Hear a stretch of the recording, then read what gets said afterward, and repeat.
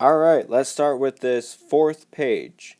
We're going to do numbers 14 and 15. 14 is asking us to solve this inequality.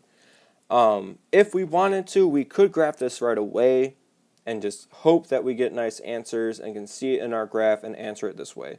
What we're going to talk about actually is to do a sign graph, alright, which we're going to take our answers, which remember, since we're inside parentheses, we have x equals -1, -3, and -6. So let's make our sign graph.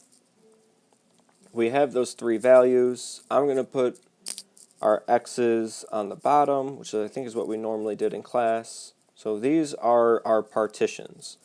At these values, we know for sure that this polynomial is equal to 0. Alright? Now we want to figure out what our polynomial is equal to between our partitions and to the left and the right of it. So what we need to do, we just need to pick a random number from those little parts of our number line and see. So I could, for example, choose the 0 that's right there and plug it in. If I plug in 0 into each parentheses, I'll get positive for 0 plus 1, a positive for 0 plus 3, and a positive for 0 plus 6. So overall, I'll get a positive number. A number in between -3 and -2. I'm sorry, -3 and -1 would be -2. So if I plug that in, inside our first parentheses, we get -1, so that's negative.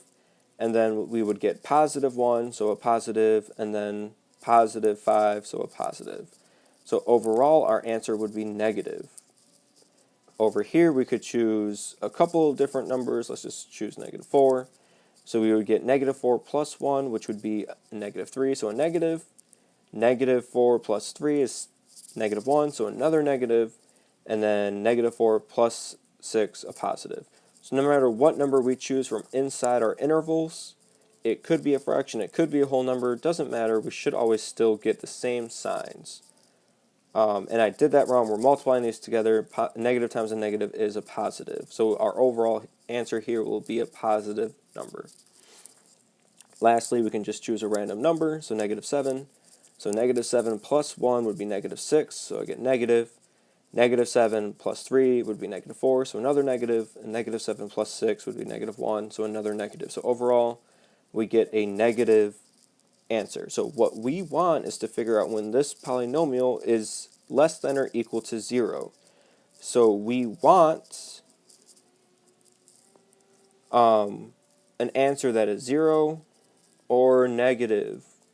So I'm going to go in my into my sign graph here, and just circle the parts where it's either negative or 0. Alright, now we need to figure out how to write this as an interval. So all the way to the left is -infinity, and -infinity always has a parenthesis. And then we go to -6.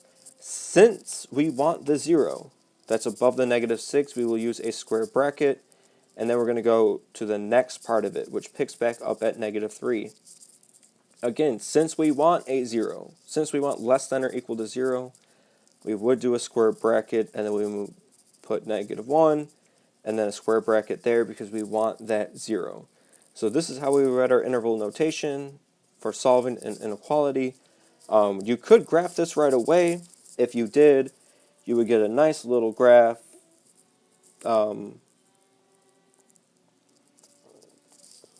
A nice little graph where it would look something like this, and you can try to write our interval right from the graph as well. It's a multiple choice test. You could do it. You don't have to show your work, so if you graph it and pick the right answer from the answer choices, that might be a good way to gain some time to work on the harder problems. So moving on to 15, we have to find the solutions of this equation. And remember, we have to check for extraneous solutions. So here, I automatically see fractions, and they have different denominators, so let's try to add these together. First, we want our denominators to look the same, so I'm going to factor the first denominator, and I'm going to think about this, what number would multiply up to -2, but add, what two numbers would multiply up to -2, but add up to +1. I thought about it, and that would be +2 and -1. So that would be this, and usually with these types of problems, One of our factors is the part of the other fraction. So that might be a hint if you're stuck. Look over at the other fraction and think, how could I use that as one of my factors? So I want our two fractions to have the same denominator.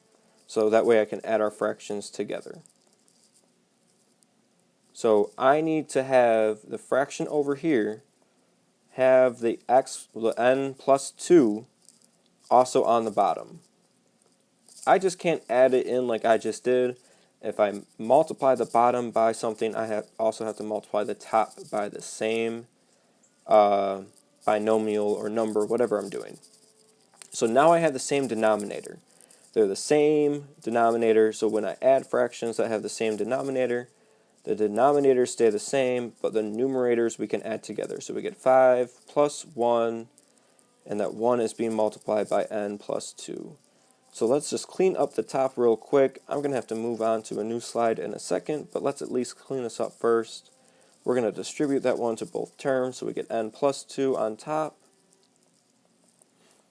And that's still equal to 1 with the same denominator, and we can add the 5 and the 2 together because they are like terms. So we get n plus 7 on top, and then our denominator stays the same, and that equals 1 stays the same. So let's open up a new slide and try to figure out how to finish solving this equation. Alright, so again we had, let's not confuse ourselves with more parentheses. We would have n plus 7 on the top, n plus 2, and n minus 1 equals 1. We want to somehow combine all of these terms. So let's just try to get rid of the fraction, and we're going to multiply both sides by the denominator. So unfortunately, I think I should have left some more room on the left. So let's do that again. N plus 7 on the top, n plus 2, and n minus 1 on the denominator equals 1. So if we multiply the left by n plus 2 and n minus 1, these would cancel out, and we would have n plus 2 and n minus 1 on the right. So we get n plus 7 equals 1. This 1 we can just kind of ignore about. So we get our denominator over up out of the fraction, but on the other side of the equal sign. We might get stuck here, but unfortunately the only thing we have to do is to FOIL out the part on the right. So we would do n times n as our f, so we get n squared. O in FOIL is outer, so we get minus 1 times n, so just minus n. Inner is our I, so 2 times n, so plus 2n. And then 2 times negative 1 would be our last, so just negative 2. We have like terms, so we have n squared minus n minus 2, and we still have this n plus 7 over here. So now let's just try to put everything on the same side, so we'll minus n, and then minus 7. Oops, this one should be positive because positive 2 minus 1 is positive 1. So these cancel out, so we're left with 0 on the left, and we have n squared. N minus n is 0, so we don't have to write anything there, and then minus 2 minus 7 would be minus 9. So this is our answer. We still don't have a value for n yet, so what we need to do is factor this. This is a perfect square, so whenever we have a square minus a square, we can write it as n minus whatever number we squared, and then n plus the same number.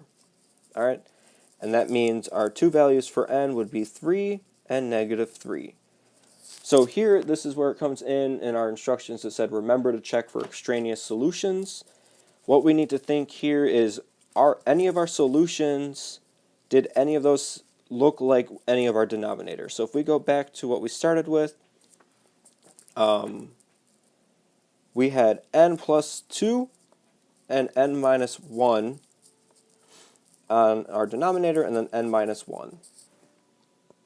If we plugged in 3 or negative 3 into this, we won't get a 0, so we won't have any extraneous answers. But we can, of course, be extra safe and plug both of these answers in to our original equation just to make sure that we don't have any extraneous answers.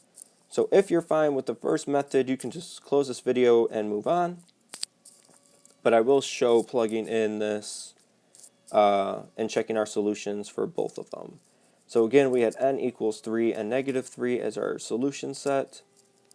And we're going to just try these both out. So we have 5, 3 squared, plus 3 minus 2 as our denominator, and then 3 minus 1 as our other denominator.